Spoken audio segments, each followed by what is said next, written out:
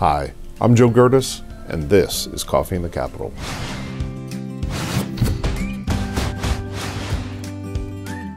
Our guest today is State Senator Rosemary Brown, currently in her first term representing the 40th Senatorial District, which includes Lackawanna, Monroe, and Wayne counties. And she previously served 6 terms in the Pennsylvania House. And Senator Brown is currently the Majority Chair of the Senate Local Government Committee.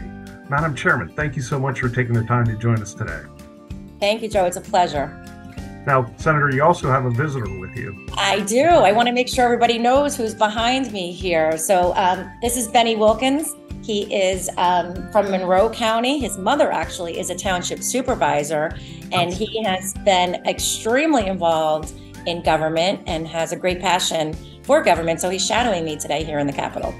Benny, welcome. Thank you for joining us on Coffee in the Capitol.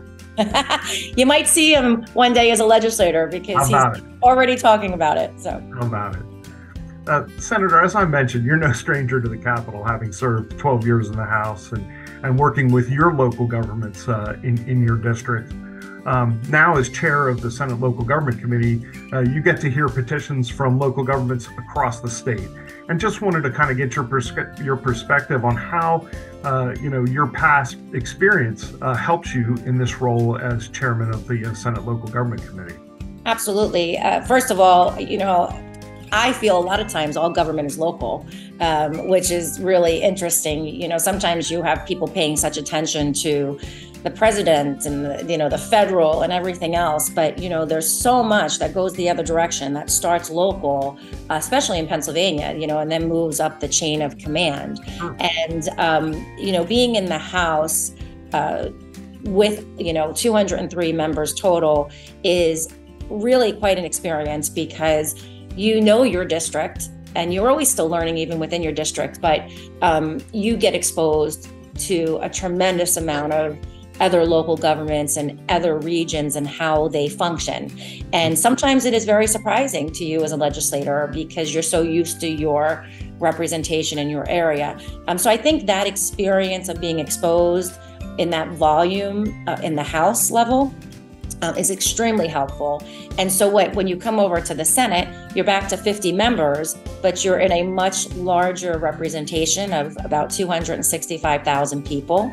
I think sometimes when I say a senator represents about 265 and a House member is about 62,000, that's one of the largest differences. And you get pulled away a little bit from the local people. You're not as close as a state representative is to the people. So you get pulled away because you represent a much larger area.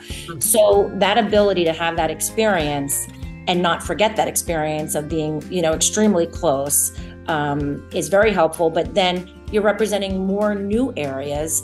And in the Senate, I think your conversations with other senators, because there's less of them, become even more involved as far as local government. So I can't say enough about that experience in the House and really how helpful it was to move into a larger representation and have that ability to understand that there are major differences throughout the state, and that although I may have one initiative, to understand and be able to hear that feedback and understand what another area might be dealing with that's very different than yours.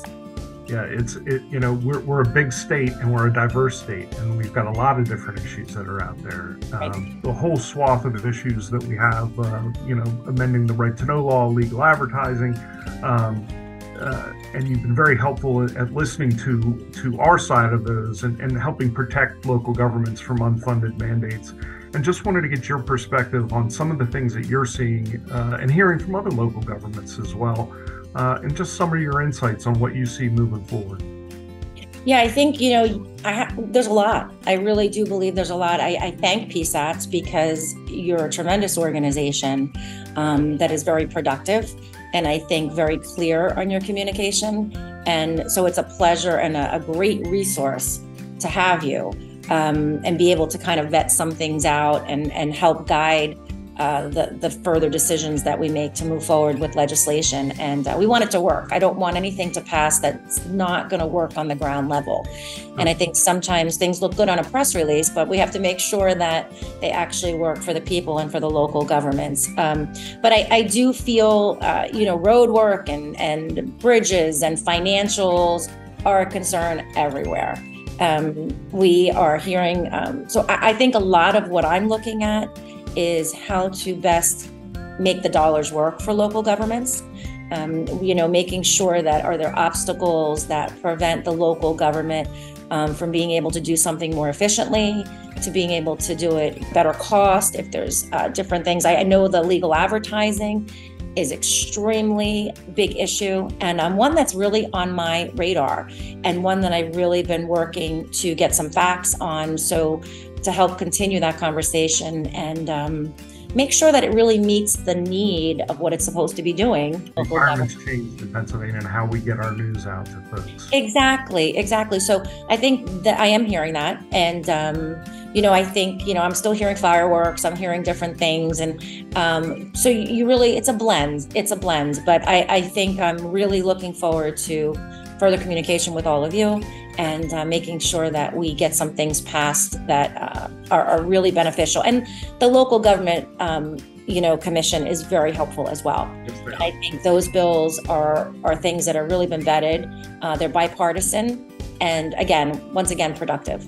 And sometimes our members get frustrated with process, but I mean really that's part of it. I mean it's a deliberative process, and we very much appreciate you giving us the opportunity to come in and speak on behalf of the townships. And we understand it is a large and diverse state, and we have to have these deliberative conversations to make sure we get things done and done right.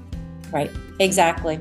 Something that's near and dear to your heart, something you worked on in the House. You just had a bill pass on the Senate on distracted driving. Do you want to just explain to our members a little bit about that piece of legislation? Sure. Thank you for the opportunity. And, distracted driving has always been a very strong safety concern. But we're focusing on this bill, which is Senate Bill 37, which, as you said, passed the Senate last week. Bipartisan support is now in the House. And we are working to get that moved forward onto the governor's desk. But what we're really focusing on is the cell phone. And the cell phone, because I think most people would know watching this, it's really a concerning distraction. It's addictive, it's repetitive, it holds the driver's attention much longer than any other distractions currently. And so, and until we get the technology up to speed for the drivers behind the wheel, just to clarify, the bill does not ban all cell phone use. Right. It actually just prohibits you holding the phone or supporting it with any part of your body. So it's a clear message to try to change behaviors, put the phone down. We really want to send the message, put the phone down, keep it in a docking station, listen to it on speakerphone, and let's try to prevent crashes as much as we can, reduce distractions, and it's for all drivers. And it's a good piece, I think, that is needed. And I'm hopeful this session we get it across the finish line for road safety. And it's all about safety. That's right. Well, Senator, I know you need to get back to those discussions, and I want to thank you again. That's all the time we have here for Coffee in the Capitol, but wanted to thank you again for taking time out of your day to join us and talk to PSAT's members. Benny, thank you very much for joining us as well, and good luck in your schooling, and hope to see you in Harrisburg someday.